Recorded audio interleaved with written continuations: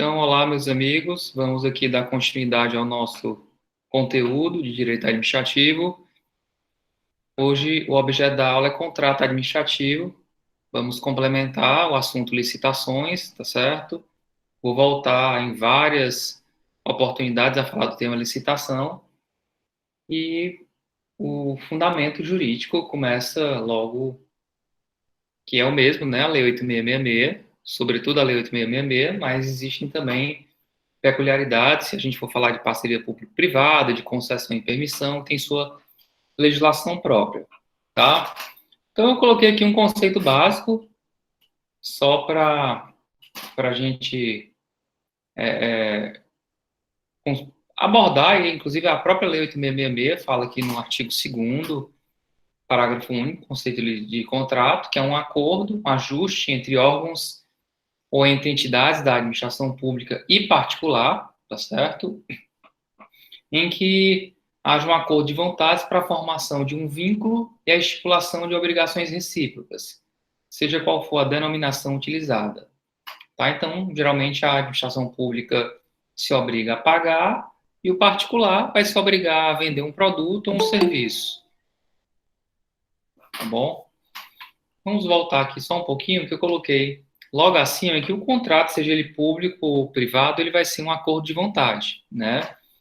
Ele é bilateral, porque tem a aquiescência ou a concordância de ambas as partes, tá? Isso já o distingue de um ato administrativo, que um ato administrativo é que uma imposição ou uma decorrência, né, do regime jurídico administrativo, e a administração pública vai unilateralmente reconhecer uma situação de direito, ela impõe lá a sua vontade conforme o interesse público, tá? Então, é uma manifestação unilateral. O contrato administrativo, não. Ele é uma manifestação bilateral. A administração pública coloca as condições, a gente vai ver que é um contrato de adesão, e o particular adere se quiser, tá bom? A grande peculiaridade, pessoal, do contrato. Deixa eu só diminuir aqui um pouquinho para não ficar a barra de rolagem ficar sambando muito. A grande diferença entre um contrato administrativo e um contrato particular é a existência disso que eu coloquei aqui no segundo parágrafo, das cláusulas exorbitantes, né? Que são cláusulas que elas, no direito privado, elas não seriam um tanto quanto admissíveis, elas são até ilegais no direito civil, no direito consumidor, mas no direito administrativo, em razão da ideia de interesse público, elas são válidas, tá? E caracterizam-se por dar essa supremacia, né? E exorbitar aquilo que no direito comum ou privado se admite, tá bom? Eu até coloquei aqui algumas prerrogativas da administração com relação a, ao particular que caracterizam essas cláusulas exorbitantes, que a gente vai depois analisá-las uma a uma, né? E quais são essas prerrogativas? É a modificação unilateral, tá bom?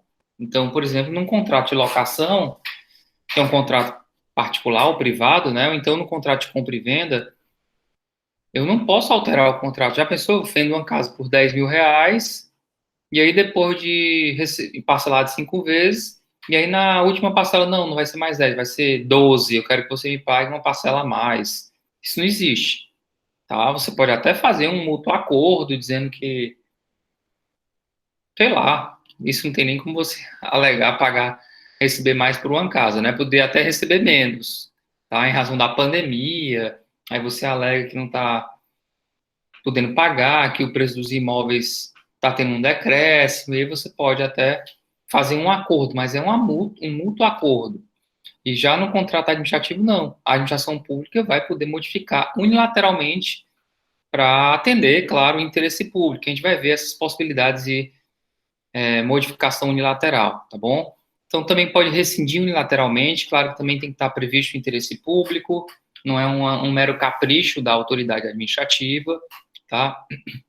Pode fiscalizar a execução, aplicar sanções e, inclusive, ocupar provisoriamente, né, bens móveis ou imóveis para acautelar uma apuração administrativa. Então, a empresa está descumprindo o contrato, já recebeu uma parcela, e aí a administração pública, digamos que a empresa abandone a obra, uma rodovia que está sendo duplicada, as máquinas ficam lá num terreno e a empresa quebra, a administração pública pode, por exemplo, ocupar esses bens móveis para que possa dar continuidade à obra pública, tá certo?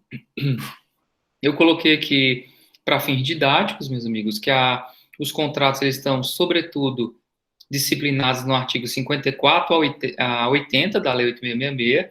Eu vou citar diversos outros artigos que estão fora dessa numeração, tá bom? Mas aqui está o regimento bruto dos contratos. Então, são poucos artigos.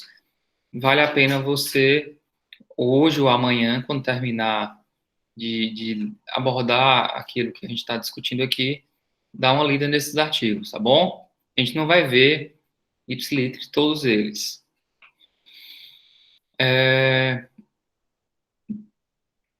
Eu coloquei aqui que o contrato administrativo, que tem a sua definição no artigo 2º, né, é um acordo entre a administração e um particular, tá?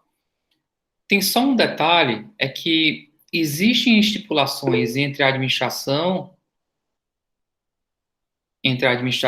pública, só colocar aqui a observação.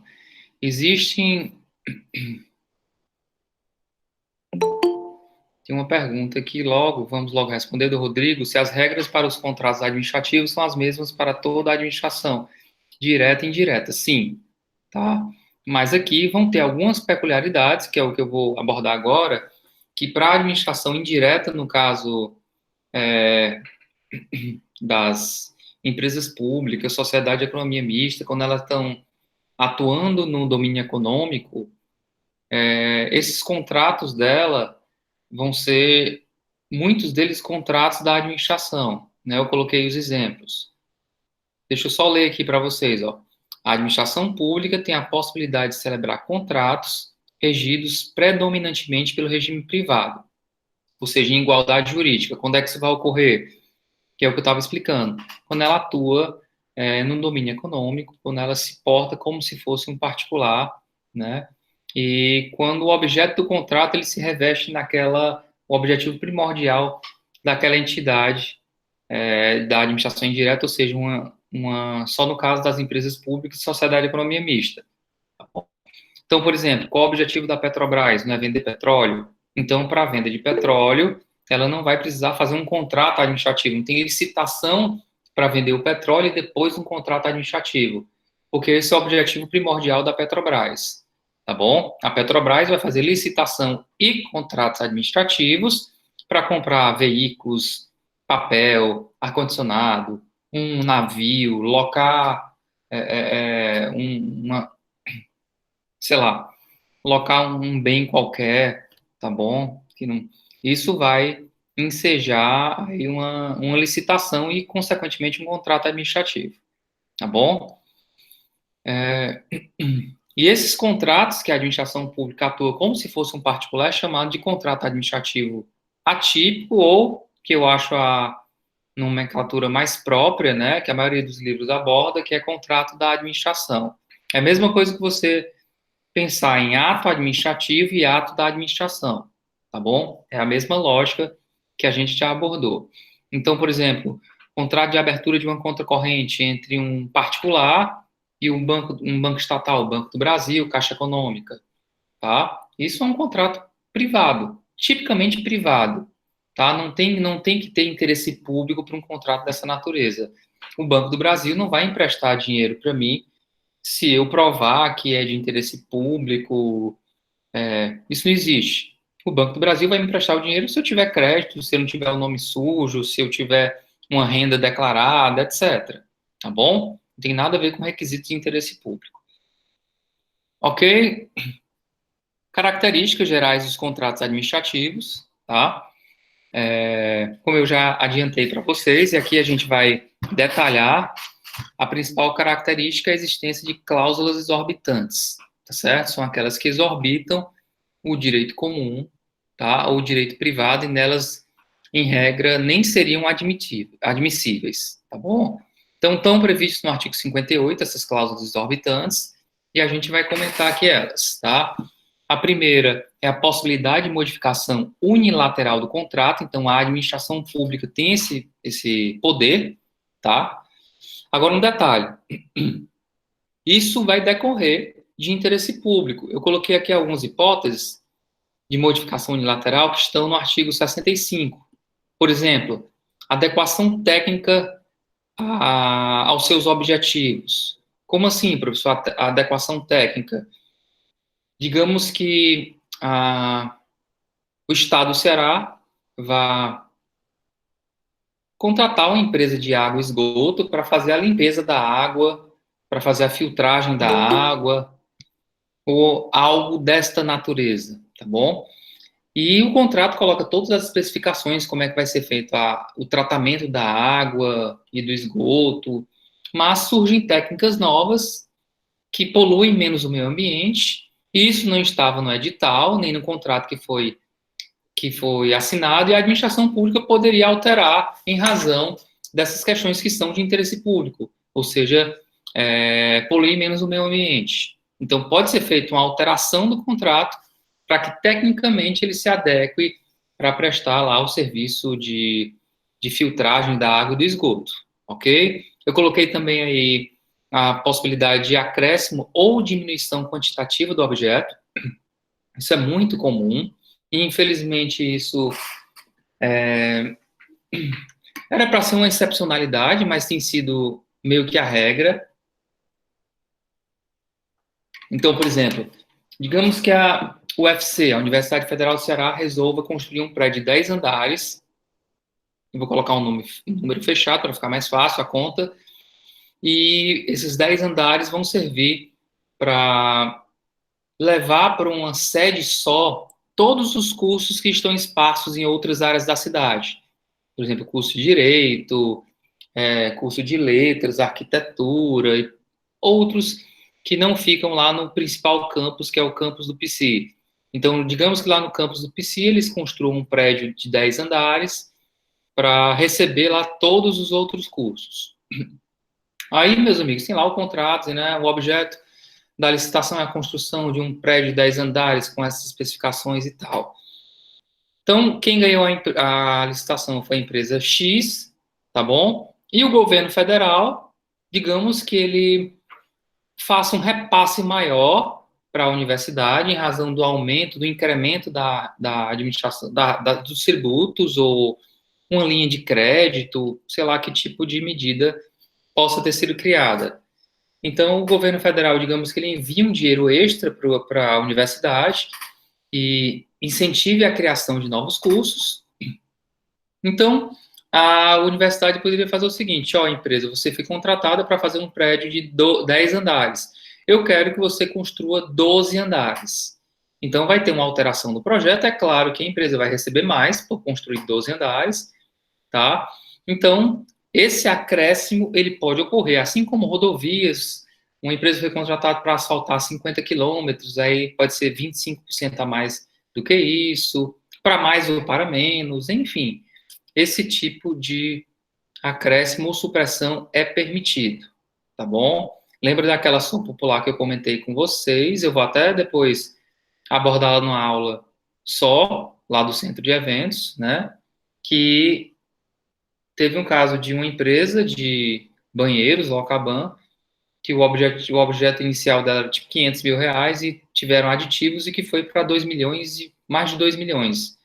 Então, se é 500 mil reais, se você só pode aumentar até 25%, o valor desses aditivos só poderiam ir até, que era 500 mais 25%, dá mais 125 mil, mais ou menos assim, ok? Tem só um detalhe, que para reforma de edifício, esse limite pode ser até 50%, porque reforma, né? Sempre uma reforma vai aparecer um outro problema, vai trocar o telhado, aparece problema com instalação elétrica, com madeira, outras questões, então esse acréscimo em reforma é de 50%, tá? Pode também ter modificação para substituição de garantia de execução, modificar a forma de pagamento, ou outras questões. Então, uma cláusula exorbitante é a possibilidade de modificação unilateral. Isso é completamente inadmissível num contrato particular, que tem que ter um acordo mútuo. Se bem que no período agora de pandemia, né, a gente está tendo algumas modificações unilaterais, tá? Por exemplo, eu tenho alguns amigos meus que são advogados, eles têm comentado que certas empresas dizem o seguinte, ó, nós vamos lhe pagar 30% a menos. Então, assim, ou o cara aceita ou ele vai perder o contrato, né? Em razão do período de pandemia. Às vezes isso pode ocorrer. Tá? É claro que se você tiver uma grande empresa de advocacia, uma grande banca de advogados e for conveniente rescindir o contrato, você rescinde. Mas às vezes é meio que imposição, tá? Mas é uma exceção, ok?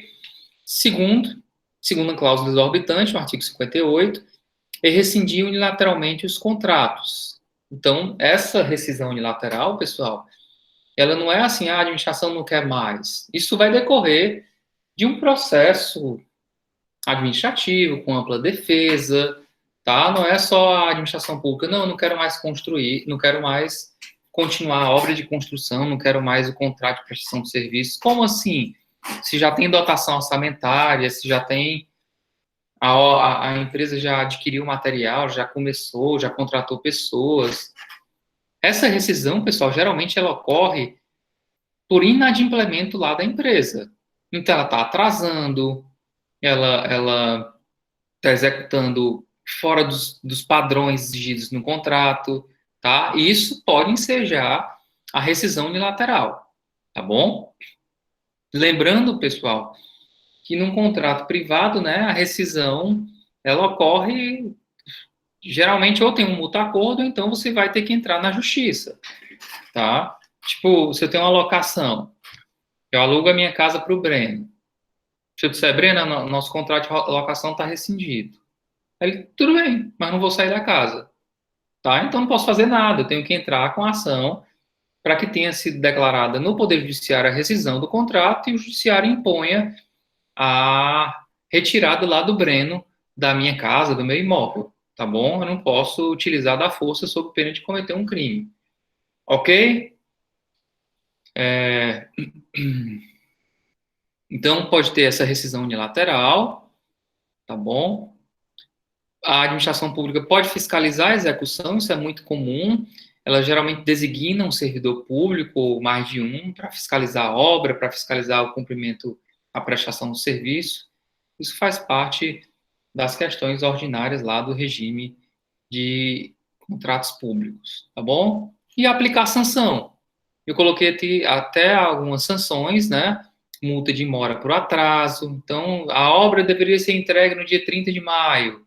Não entrega sem nenhuma justificativa, tá? Aplica multa. Advertência, tá? Multa por inexecução total ou parcial do contrato. Não entregou, sei lá, uma parte que seria obrigatória, né? Uma obrigatória. E, enfim, isso enseja algum tipo de multa, tá bom? Suspensão temporária da possibilidade de participação em licitação em até 2 anos. Então, é uma pena bem severa, né? A empresa, digamos, ela não entrega o objeto do contrato. Eu já entrei com algumas ações quando advogava nessa área. A nossa empresa, ela importava mercadorias e teve uma greve da Receita Federal, e os portos não estavam liberando as mercadorias. E a nossa empresa ganhou a licitação, ficou de entregar a mercadoria, só que ela estava presa no porto. Então a gente provou com as notícias na imprensa que estava tendo a greve e tal, só que o ente público era o município, ele não quis saber, ele aplicou a multa suspendendo a nossa empresa de participar de licitação no país inteiro, né? Então a gente teve que entrar com mandato de segurança, então coisas que às vezes há abuso da administração pública, ela tem que levar em consideração essas peculiaridades, tá bom? Uma coisa é, por exemplo, dólar, né? Empresas que trabalham com produtos importados, elas não podem alegar, ah, o dólar aumentou e aí eu não vou poder entregar o produto. Esse tipo de coisa não pode acontecer, porque a flutuação do câmbio ela é decorrente do regime normal. O que você não pode prever num contrato de longa duração é que o câmbio poderia triplicar, quadruplicar, tá certo? Mas assim, esse aumento de 4 para 5 reais, isso está dentro da política cambial, isso não é nada extraordinário. Bom,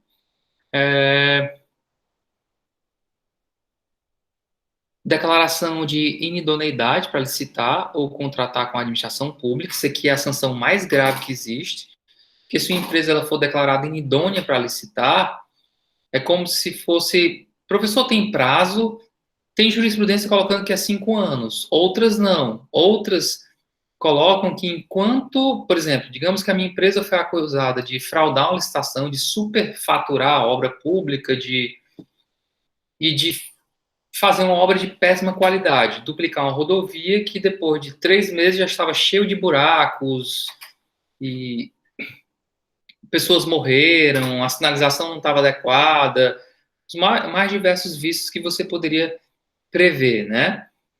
E aí a empresa pode ter sido multada em alguns milhões, dizendo que recebeu o dinheiro, mas era para ter colocado 5 centímetros de asfalto, tem só 1 centímetro, era para ter uma parte de concreto, não tinha, ou seja, cometeu fraude, né, na licitação. Então, enquanto a empresa não pagar essa multa, ela pode ser considerada inidônea, tá? Enquanto ela não arcar com um prejuízo, mesmo que isso ultrapasse os 5 anos, tá? Isso pode perdurar, vai depender do juiz, tá bom? Eu sou a favor de perdurar isso aí. Enquanto ela não. Professor, mas uma pena perpétua? Tudo bem, mas a gente vai ver que. Eu acho que eu já abordei isso com vocês. Se não abordei, eu vou abordar que um dos princípios básicos dos bens públicos é a imprescritibilidade, tá? Então, não existe uso capião contra bem público, você também, qualquer fraude com relação a bem público, a qualquer momento a administração pública pode entrar com ação de ressarcimento, tá? Então, ele vai ter que, mais cedo ou mais tarde, ressarcir a administração pública por esses prejuízos causados, tá bom? Inciso quinto, que eu já comentei, né? Essa ocupação provisória de bens móveis e imóveis. Isso pode ocorrer na excepcionalidade, se a empresa abandonou a obra pública.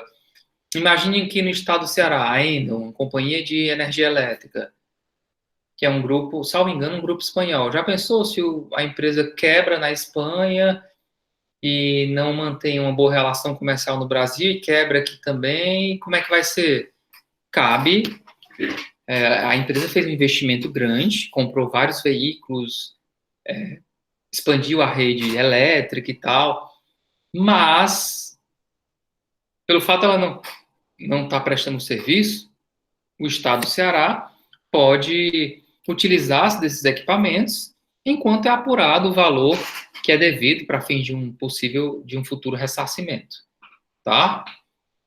Ok, meus amigos? Só um detalhe também muito importante nessas questões das cláusulas exorbitantes é que seja várias notícias na imprensa, né? Por exemplo, as cláusulas econômico-financeiras e monetárias não podem ser alteradas sem a prévia concordância do contratado.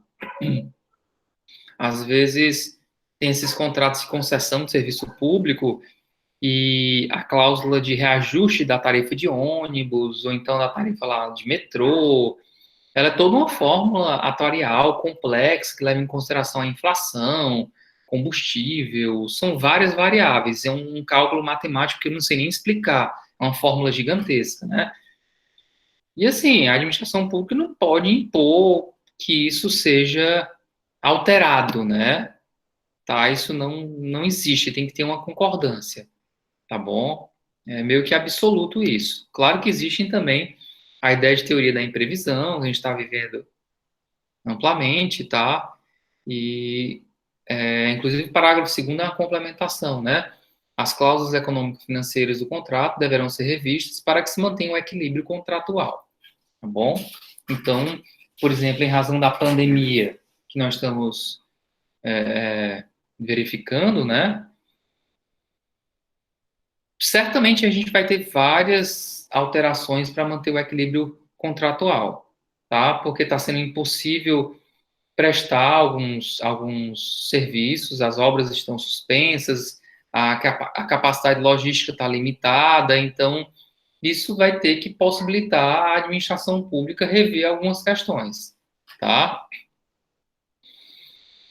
Lembrando, eu coloquei aqui uma lista de outras cláusulas exorbitantes, que elas não estão no artigo 58, são sobretudo listadas nesse dispositivo, mas tem outras que são importantíssimas, como a primeira que eu coloquei aí, restrição à oposição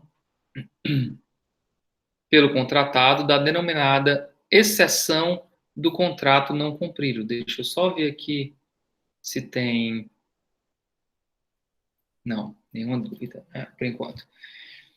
Então, restrição à oposição pelo contratado da denominada exceção do contrato não cumprido. Deixa eu explicar isso aqui para vocês com um pouquinho de calma. No direito civil, existe acho que o artigo 476 do Código Civil. Tem uma norma que coloca o seguinte: enquanto a parte não cumprir a sua obrigação, ela não pode exigir da outra o cumprimento da obrigação por parte dela. Deixa eu dar isso aqui de um exemplo bem didático para que vocês entendam. Digamos que eu chegue numa loja de departamento para comprar uma geladeira. E a geladeira custa lá R$ 2.000, tá? E aí eu acordo que eu vou pagar por cheque e tem lá, o produto vai ser entregue no carimbo, após a compensação do cheque. Eu sei que depois de uma semana eu entro com ação contra a empresa dizendo que não recebi a geladeira. A empresa pode fazer a defesa dela dizendo o seguinte, artigo 476, né? Enquanto eu não cumprir com a minha obrigação, que é pagar, que é compensar o cheque, a empresa não vai ser obrigada a entregar a geladeira. Então, ela mostra, ó, o cheque dele é sem fundo. Como é que ele quer que eu entregue a geladeira se ele ficou obrigado se eu fiquei obrigado a tão somente entregar o bem quando houver essa devida compensação, né? Inclusive, comuniquei a ele do retorno do cheque, etc. Esse tipo de coisa é muito comum no cotidiano. Tá? Então, enquanto você não cumprir com a sua obrigação, você não pode exigir da outra parte o cumprimento dela. Se você alugar a casa, tá? E no primeiro mês você está lá, vazamento de água e esgoto, goteira, faltando energia por defeito na instalação elétrica. Então, enquanto você não recebe um bem em estado adequado, como está lá no contrato, o bem está em perfeito estado, você não tem que pagar aluguel, tá bom? Então, isso é uma regra geral. Porém, pessoal, no direito administrativo, contrato administrativo, por mais que a administração não cumpra a parte dela, o particular vai ter que continuar cumprindo, tá? É meio que absurdo, é exorbitante, né? É uma cláusula exorbitante. Então, por exemplo, digamos que eu tenho um contrato de coleta de lixo com o município e eu tenho uma remuneração de, sei lá, R$ 1 milhão por mês. Pode ser que o município atrase o pagamento e mesmo assim eu, empresa, vou ter que continuar fazendo o serviço de coleta de lixo, tá? Então eu não posso alegar, enquanto a prefeitura não me pagar, eu não vou fazer a coleta de lixo. Então isso não existe, tá? Inclusive aquele princípio da continuidade do serviço público, o serviço de coleta de lixo é um serviço público, né? E é uma questão que... Mas, professor, isso é ilimitado, tá? Há algum prazo para a administração pagar, né? A gente vai ver essas exceções um pouco mais na frente, que quando isso excede, tipo, 120 dias, o particular ele pode exigir judicialmente a suspensão do contrato, tá? Mas tem que entrar com ação no Poder Judiciário. Inclusive, no município de Fortaleza, nós tivemos a suspensão do serviço de, de coleta de lixo há alguns anos atrás. Eu acho que a prefeita era Luiziane Lins, Mas essa suspensão da coleta de lixo, pessoal, aconteceu porque terminou o contrato, tá? Então, terminou o contrato, a gente vai ver que uma das formas de extinção do contrato é o término do seu prazo. Terminou o prazo, a prefeitura não havia lançado um edital de licitação com a data, e ela também não estava pagando, e aí a empresa sustou a coleta do lixo. E ficou uma sujeira danada na cidade, isso já fazem, sei lá, 10 anos, nem me lembro. Eu sei que a empresa, o município correu para fazer um aditivo ao contrato e lançar o edital de licitação, tá? Tem uma outra lembrança aí do Rodrigo. Lembro que uma vez o Instituto José Frota, que é um hospital, estava sem insumos por falta de pagamento para a empresa distribuidora, também na época dessa prefeita, né? Então, isso tem que ver no caso concreto, que por mais que ela tenha que pagar, a mera inadimplência, assim, ela não pode ensejar o não repasse lá dos insumos, tá? Se for um repasse mensal de tipo de soro, então pronto. A empresa dizia que havia mais de 4 meses, né? A gente também teve um problema no nosso município de Fortaleza com relação a, salvo engano, manutenção dos sinais de trânsito, né? Uma empresa que fazia manutenção de sinal. Isso também chegou ao judiciário, ela suspendeu a manutenção e haviam vários sinais na cidade que não estavam funcionando. E tudo bem que isso a imprensa às vezes noticia uma coisa, mas tecnicamente a gente não tem acesso ao contrato, à data do pagamento e para evitar alguma injustiça, a gente está só reproduzindo aquilo que a imprensa fala, né? A gente não pode dizer que a culpa era da prefeitura, a culpa era do hospital, a culpa era da empresa, tá bom? Então, essa cláusula exorbitante acontece, essa é uma restrição a essa regra da exceção do contrato não cumprido, tá?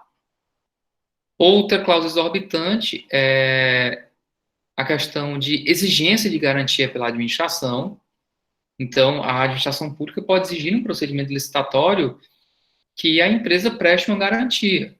Existe caução em dinheiro, seguro, garantia, fiança bancária. Eu me lembro que na época da reforma dos estádios de futebol na Copa do Mundo de 2014, era uma cláusula padrão, né? Tinha que ter um seguro, garantia para que se a empresa não entregasse no prazo, pagasse uma indenização, ou tivesse qualquer problema com relação à segurança, alguma pessoa se ferisse, tá? Então, isso pode ser que seja imposto pela administração. É uma imposição dela. Agora, é uma imposição, pessoal, que ela não deixa de ser bilateral, porque quando a pessoa vai assinar um contrato dessa natureza, todo contrato administrativo, pessoal, ele está lá no edital de licitação. Então, quando você participa de um processo licitatório, um dos anexos do edital é o contrato. A única coisa que não vai estar preenchido no contrato é o nome da empresa, porque ninguém sabe quem vai ganhar a licitação, e o valor, porque o valor é aquela questão do lance, da oferta, do menor preço, tá? A data, mas o restante está lá. Todas as cláusulas e condições estão no contrato que previamente é disponibilizado junto ao edital de licitação. Ok?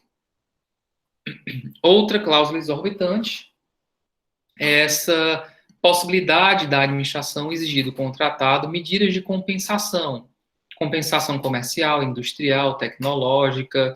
Eu até já expliquei esse exemplo quando o governo brasileiro estava comprando um avião, alguns caças, né, para a aeronáutica, e aí uma das condições que o governo federal estava impondo, quem quisesse vender o caso, era a transferência tecnológica, para que o Estado brasileiro pudesse produzir os caças, tá bom? Então, foi uma empresa, se não me engano, sueca, suíça, não sei, eu acho que era sueca mesmo, o jato Gripen.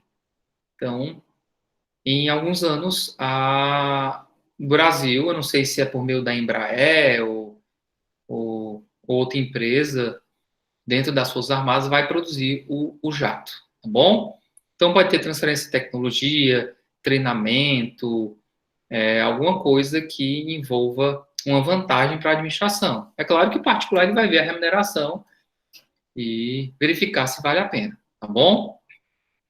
Então, a primeira característica é a existência de cláusulas exorbitantes, mas tem outras que a gente vai aqui apontar. Outro detalhe do contrato administrativo, ele é consensual, eu já abordei isso, embora se trate de um contrato de adesão, tá? Porque ele já... Lembra desses contratos de adesão que a gente assina em banco, ou então quando vai comprar um imóvel, né? Tá lá tudo um financiamento de um carro, você não modifica a cláusula, né? Um contrato administrativo da mesma maneira. Ele está lá junto ao edital da licitação. Você não pode sugerir a alteração de cláusulas, tá bom? Depois de ter assinado o contrato, aí sim, a modificação de alguma condição que exista.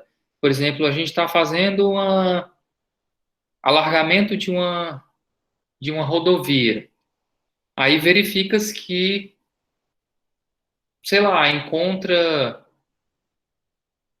escavando, encontra alguma coisa que é um sítio arqueológico e vai ter que mudar consideravelmente a rota da estrada. Então, isso vai ter que ter uma espécie de alteração, tá bom? Então, é um contrato de adesão, mas essas condições podem ser objeto de alteração. Outro detalhe, formalismo. Os contratos administrativos são contratos escritos, a regra geral, tá? Existem também, pessoal, a gente até abordou o cartão corporativo, né? Então, o governador do estado do Ceará, digamos, ele vai para Brasília para uma reunião e pega um voo comercial comum e chega lá no aeroporto, ele vai comer um salgado, um refrigerante, então usa lá o cartão corporativo.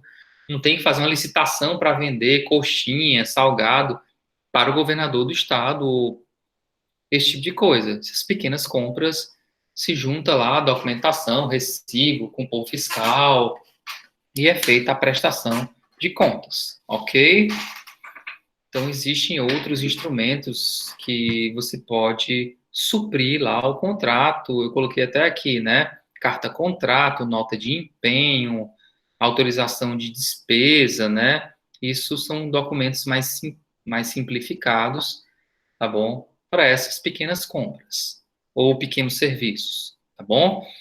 Detalhe importante que eu coloquei aqui, abaixo do item B, é que a publicação resumida do instrumento de contrato ou de seus aditamentos na imprensa é uma condição de sua eficácia, tá? Então, tem lá que está no Diário Oficial e, inclusive, em jornais de ampla circulação, tá? Lá o extrato de contrato, mas é bem simples mesmo, sei lá, pregão número tal, vencedor, empresa A, valor 1 milhão, objeto, sei lá, compra de 5 veículos, tá?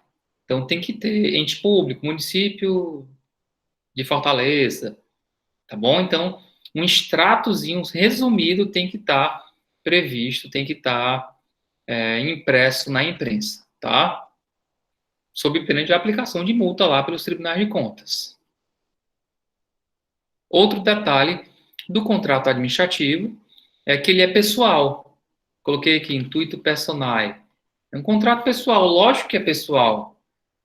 Porque se a minha empresa ganhou a licitação, ela passou por um processo competitivo, logicamente é ela que vai ter que prestar o objeto do contrato. Tá bom?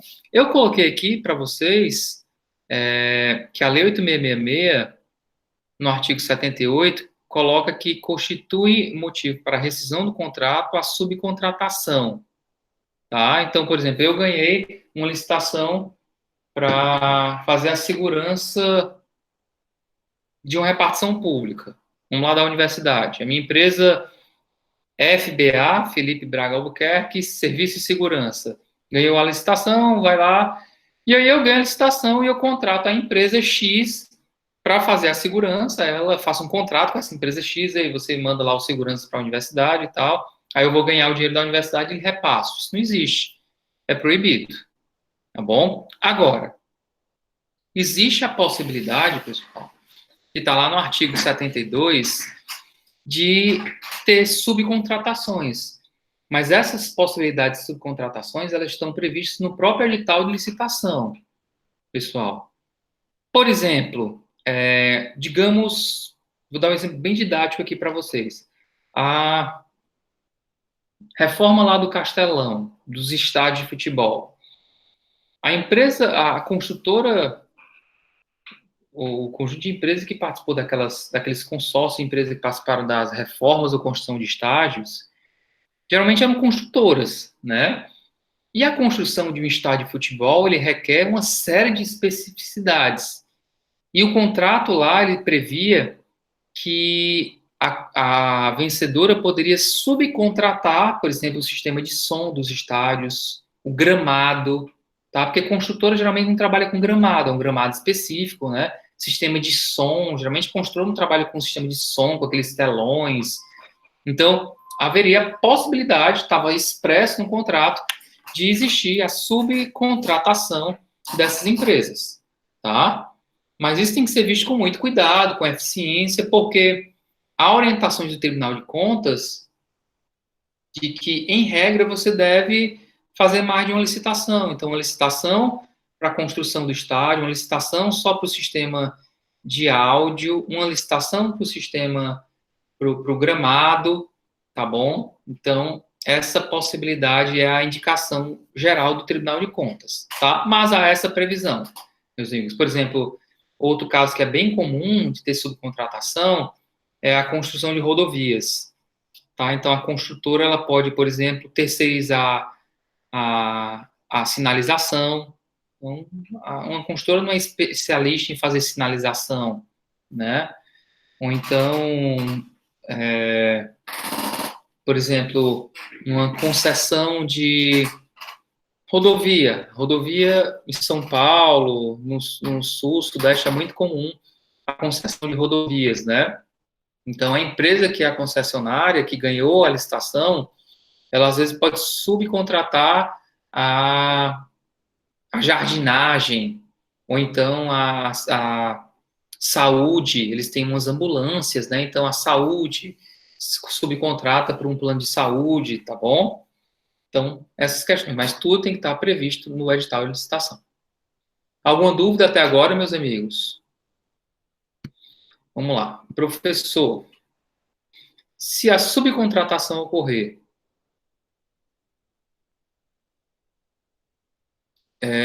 e o objeto ainda assim tiver sido entregue integralmente, o erário pode pedir ressarcimento? Peraí, deixa eu só ver aqui que ela escreveu com rapidez e tinha um equívoco.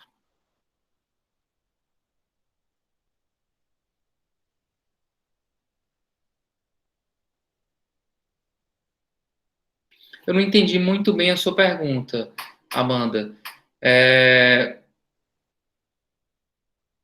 Digamos que a empresa, vamos lá, a empresa, vou dar o exemplo de estádio de futebol, né? Digamos que é proibida qualquer tipo de subcontratação nessa obra de reforma ou construção de estádio de futebol e a empresa subcontrata, tá? Subcontratou e a administração pública pagou, tá? Ela disse, não, nós colocamos o sistema de áudio e som e depois a administração pública verifica que isso foi subcontratado, né? O erário pode pedir ressarcimento?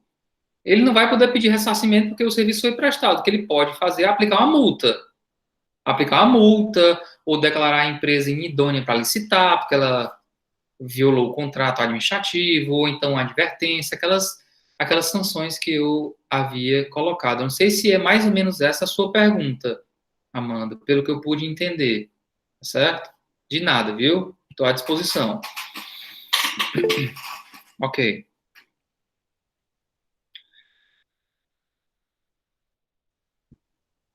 Outra pergunta aqui.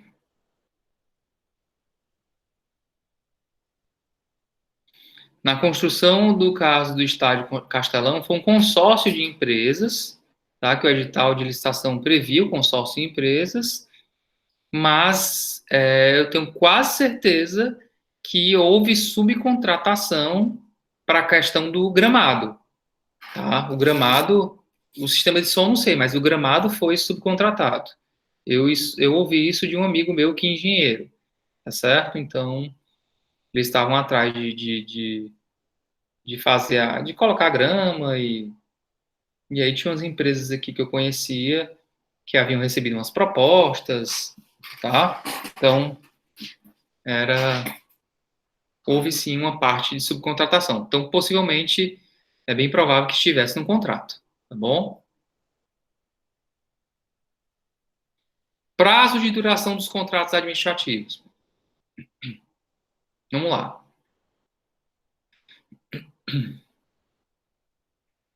Primeira observação, que é a observação geral, é que os contratos administrativos, ele tem que ter uma limitação, né, adstrita à vigência de um crédito orçamentário. Então, não tem aquele orçamento anual, né? Existe aquela lei orçamentária anual. Então, aquela lei orçamentária anual ela já vai ter a previsão, né, de despesa. Então, aquele gasto que você vai ter para planejar um procedimento licitatório, ele está lá todo nos gastos previstos do orçamento, seja de saúde, educação. Então, tudo tem que estar restrito àquela anuidade, tá? Mas existem algumas exceções, pessoal.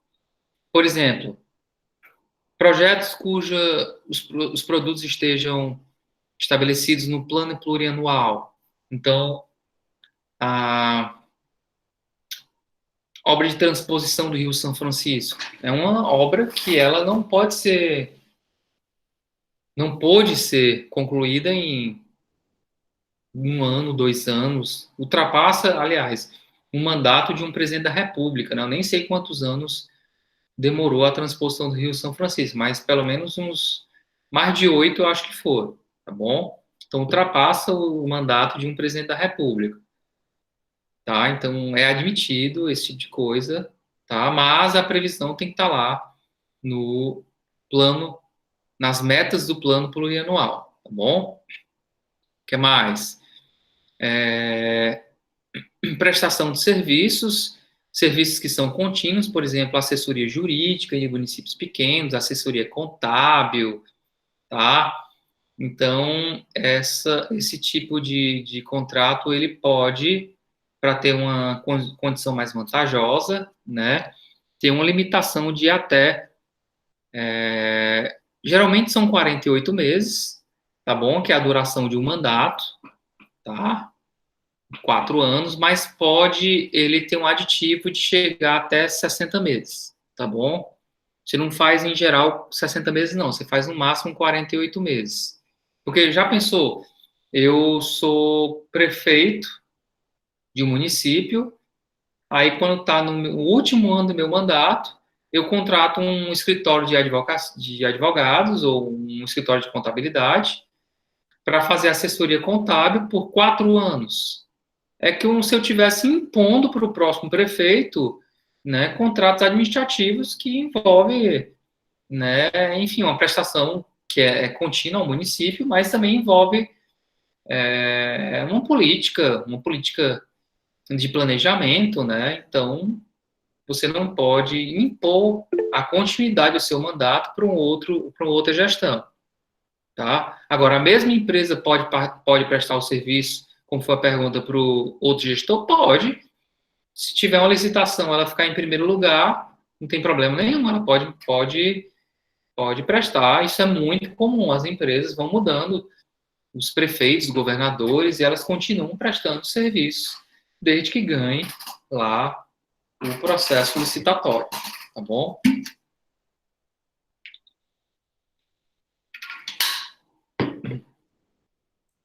Aluguel de equipamento de informática, isso aqui é o que é a única coisa que eu vejo caindo em concurso público. As questões, quando colocam prazo, não é muito comum cair prazo, não. Mas eu sempre vejo essa de equipamento de informática. São 48 meses, tá? Eu vejo várias questões, são 24 meses, são 36 meses. Então, enfim, eu odeio essas coisas de decorar, né, prazo. Mas quem está estudando para concurso é uma das formas mais comuns, né? Memorização dessas informações. Eu acho que não mede conhecimento você saber um prazo, né? Que é uma consulta que se faz à legislação. O ideal é você saber que existe a possibilidade que existem prazos diferenciados, tá? Mas saber o prazo, enfim. Aí tem outras hipóteses que eu coloquei aqui, 120 meses, e parceria público-privada, que é entre 5 e 35 anos, mas isso é muito difícil cair numa prova. Eu, por exemplo, não colocaria numa prova objetiva algo dessa natureza. Colocaria numa subjetiva, pesquisada, tá bom? Aí eu poderia até colocar, tá? Detalhe, é vedado o contrato com um prazo de vigência indeterminado, a previsão expressa da Lei 8.666, aí no artigo 57, parágrafo 3º, tá bom? Ok? Extinção, pessoal, extinção dos contratos administrativos. Na verdade, isso é uma matéria, é uma questão até simples, né? Porque eu já falei da extinção de ato administrativo e a gente não vai ter grandes mudanças em relação a isso, tá? Mas vamos lá. Eu coloquei aqui destacado, que é muito didático, né? Por exemplo, a conclusão do seu objeto. Então, você conclui uma obra. Deixa eu deletar até aqui que tem um erro de digitação.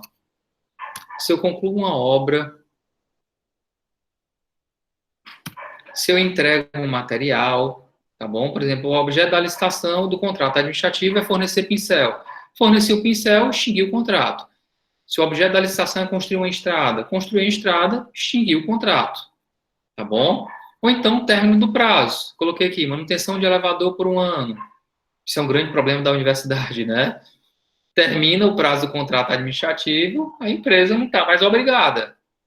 Tá? E aí, às vezes, a gente tem uns problemas de planejamento, fica faltando, sei lá, 2 meses para acabar o contrato, aí lança o edital de licitação, não aparece empresa, ou então tem recurso no processo licitatório. Isso enseja o atraso na nova contratação e a suspensão da manutenção. E quando não tem manutenção, por segurança, eles não permitem a utilização de elevadores. É um grande problema para pessoas que têm dificuldade de locomoção, para idosos, grávidas, e, enfim, isso é muito, muito sério, tá bom?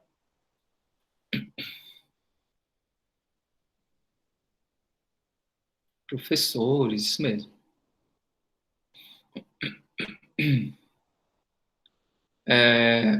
Então, a conclusão de objeto, término do prazo, anulação ou rescisão, tá bom?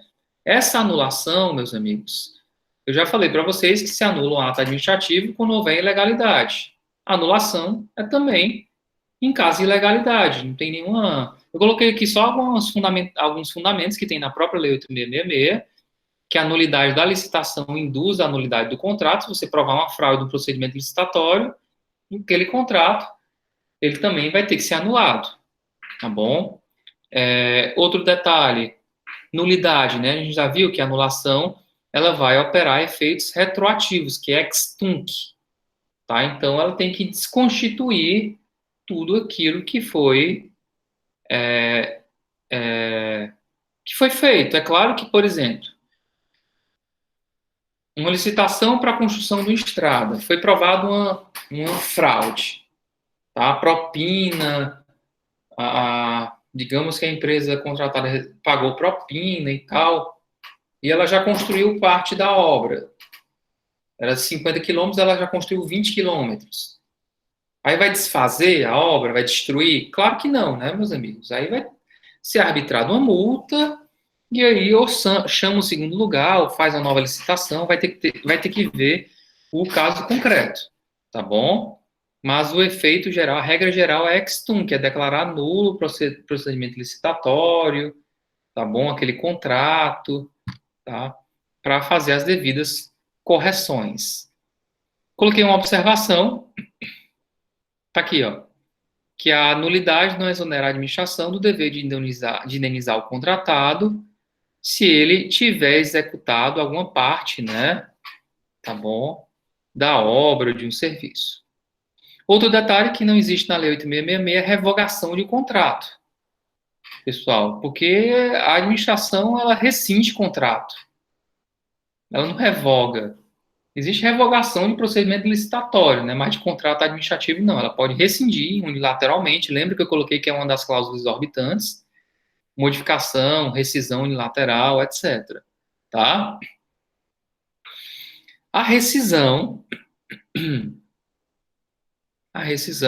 só beber aqui um pouco d'água.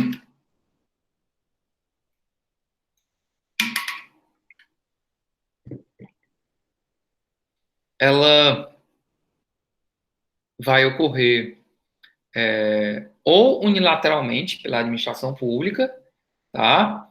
Mas ela também pode ocorrer pela via judicial, tá certo? No caso, pessoal, se a rescisão ocorrer pela administração por vontade unilateral da administração pública, geralmente aí vai ter a culpa do contratado. Um atraso na obra, na entrega do bem, descumprimento de cláusulas contratuais, aí vai lá, ela rescinde, tá? A rescisão judicial ela decorre por culpa da administração. Por exemplo, a administração pública não está pagando. Aí o particular não quero mais fornecer, entra com ação para rescindir o contrato, tá bom? E existe também a rescisão amigável, tá? Um acordo, tá bom? Eu já rescindi contrato administrativo por acordo e, enfim, vamos ver aqui as hipóteses. Você lendo os incisos, você vai saber se esse caso é rescisão unilateral, mútuo acordo ou judicial. Por exemplo, o não cumprimento das cláusulas contratuais, especificações, projetos e prazos. Geralmente isso aqui é um vício do particular, mas a administração também pode descumprir cláusula contratual, por exemplo, se ela não pagar. Tá? Cumprimento irregular das cláusulas, lentidão no seu cumprimento. Tá? Quando há essa lentidão, geralmente, pessoal, ela primeiro faz uma advertência, aplica uma multa, só em última hipótese é que ela faz lá a rescisão. Lembrando que a rescisão tem direito ao contraditório, ampla defesa, tá? E isso geralmente ocorre nessas fases preliminares, com uma advertência, uma multa, ou algo dessa natureza. Então, atraso injustificado da obra, paralisação da obra sem justa causa ou sem comunicação à administração, subcontratação, que a gente já comentou, né?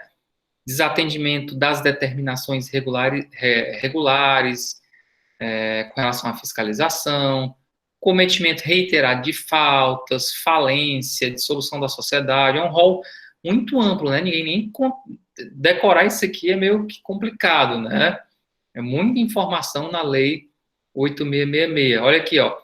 Atraso superior a 90 dias nos pagamentos devidos pela administração, tá? Então, passou 3 meses sem pagar, o particular vai poder rescindir, ele entra com ação, pelo menos ele pede a suspensão da continuidade da obra, né? Enquanto a administração pública não regulariza esse pagamento, tá bom?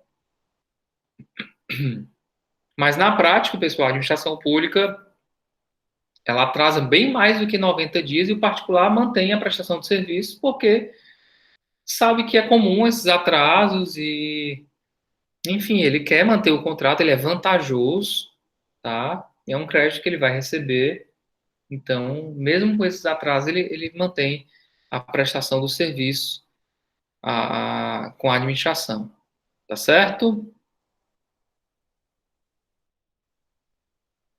Aí, quais são as consequências da rescisão do contrato? Aí eu coloquei aqui no artigo 79, no artigo 80, pode ter indenização, tá certo? Pode ter retomada, tá? A rescisão vai ter uma série de efeitos, alguns a gente já comentou. Ok, meus amigos, vocês querem fazer alguma pergunta a mais de contratos administrativos? Eu coloquei aqui uma observação para a gente comentar também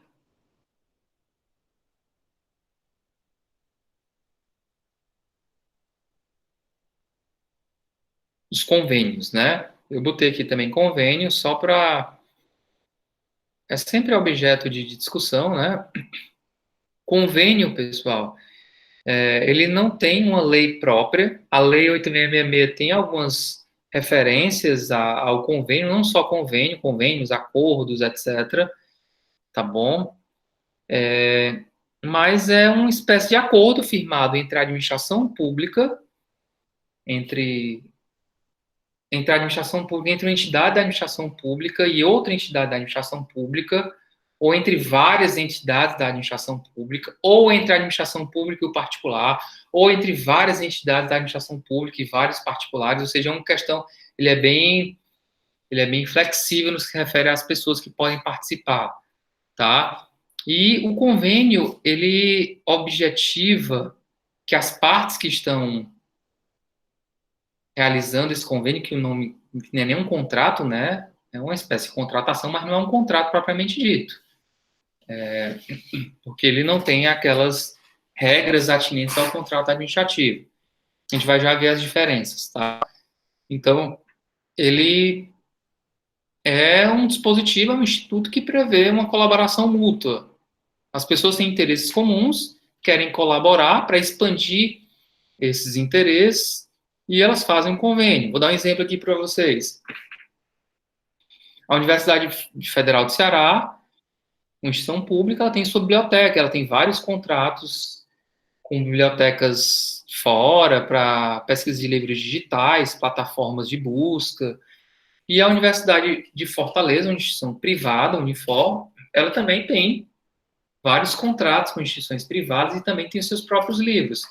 Então, poderia ser feito um convênio entre a Unifor e a UFC para que os alunos da Unifor pudessem pesquisar nas bases de dados da UFC e os alunos da UFC pudessem pesquisar nas bases de dados da Unifor, tá bom? É um interesse comum, tá certo?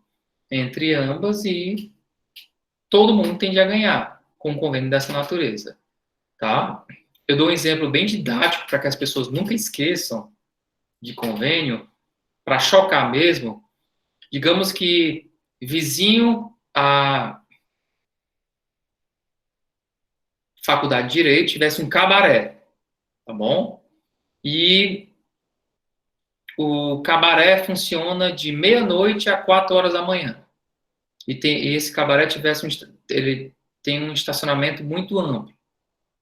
E a faculdade de Direito, ela funciona, sei lá, de 7 da manhã até 10 da noite. Então, é de interesse dos alunos da faculdade de Direito utilizar um estacionamento. E é de interesse do cabaré utilizar também um estacionamento para os clientes desse cabaré. Digamos que eles são colados. Então, os alunos da universidade poderiam utilizar o estacionamento do cabaré durante o dia e os clientes do cabaré poderiam utilizar o estacionamento da universidade durante a noite. O objetivo comum é o compartilhamento do estacionamento, tá bom? Isso não tem nada a ver com a questão se o cabaré as pessoas vão beber bebida alcoólica, se interessa o objetivo comum. O espaço privado vai ser utilizado para fins de interesse público e o espaço público não vai ser prejudicado pela utilização particular, no caso, um estacionamento, tá bom? Enfim, é claro que o nome universidade, com a questão do cabaré, eu coloquei um exemplo só para chocar, claro que essas questões poderiam ser levadas em consideração e poderia também não ser de interesse público a vinculação do nome da faculdade de Direito a um cabaré, claro que isso também iria criar um óbice a esse tipo de convênio, mas tirando o cabaré, um restaurante, enfim, uma empresa qualquer, ok? Diferenças, meus amigos, diferenças. Qual é a diferença entre um contrato e um convênio? Eu coloquei aqui algumas diferenças. Existem outras.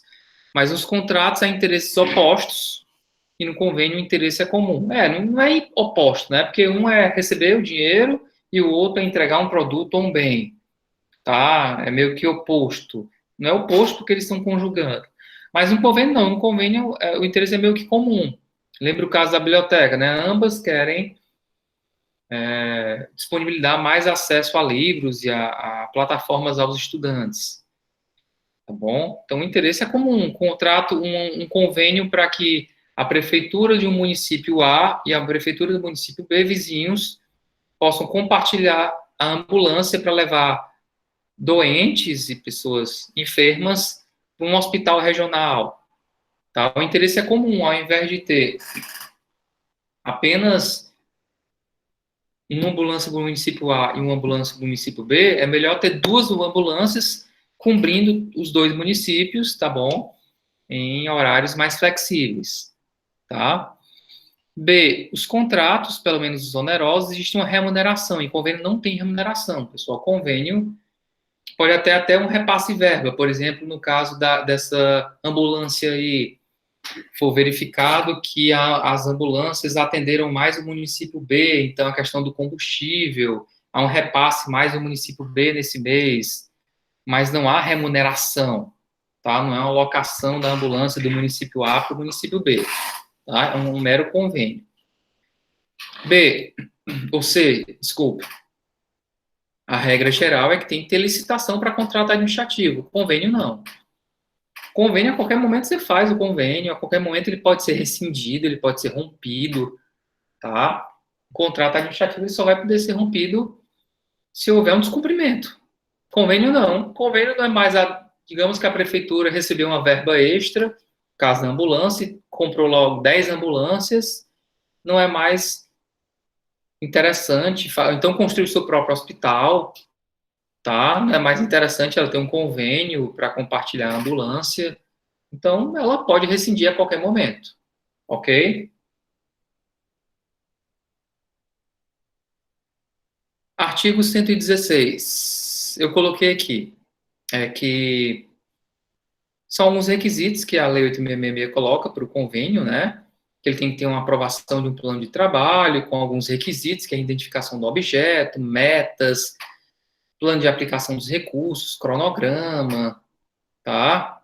E ele tem que ser também examinado e aprovado pela assessoria jurídica do órgão, tá? Detalhe importante é que convênio pode ser feito por órgão, não necessariamente é a pessoa jurídica que vai assinar o convênio. Então, pode ser que o Departamento de Direito Público, o Departamento de Administração, o Departamento de Contabilidade faça um convênio. E eu falei para vocês que eles não têm personalidade jurídica. Agora, é claro que se o departamento vai fazer um convênio, ele tem que ter, pela assessoria jurídica da universidade, a aprovação desse convênio. Então, a Faculdade de Direito vai fazer um convênio com a Defensoria Pública, tá? Para fins de um defensor público auxiliar a questão do núcleo de prática jurídica, tá? Então, esse convênio tem que ser chancelado lá pela assessoria jurídica da UFC. Ok, meus amigos? Vou parar aqui para que a gente